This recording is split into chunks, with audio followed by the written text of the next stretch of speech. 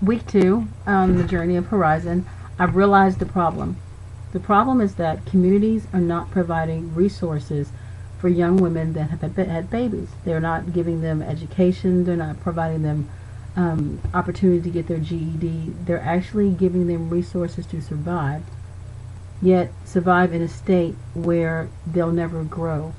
And I think the problem is that we walk by and we see young women in this process, in this struggle, and we haven't paid attention to what the real need. The real need, as a parent, is that these girls kind of need to be embraced, and they need a mentor, and they need somebody to wrap their arms around them and say, you know what, you can do better, we can do better, and I'm going to walk with you through this process. I can't raise you, I can't hold your hand, but I can walk you through the steps to get you what you need.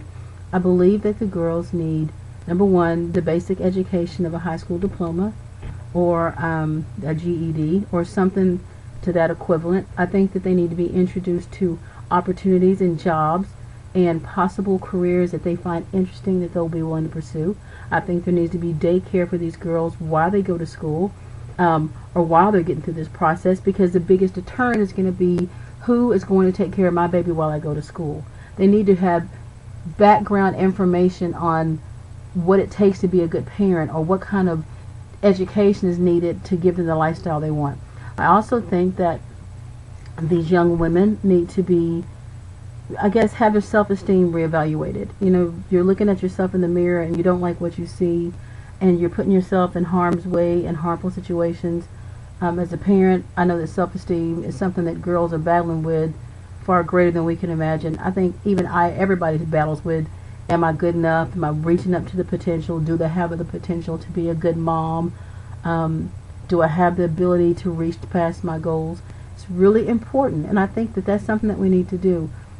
One thing that I also think we need to do is we need to let these girls know, while you do not have a job and some place to live, and income and insurance, I think it is permissible and okay to use the resources, the government resources, for a period of time to provide you with the basic necessities. And as you begin to grow and strengthen and learn, the goal would be, while I'm on assistance, this is my date to get off. This is where I get off the ship and I begin to assist myself.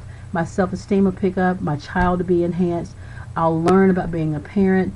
I think that the biggest thing we need to do is mentor these young women and help them to be stronger. Something else that I think we have to really look at as just people in the community and just parents and just adults.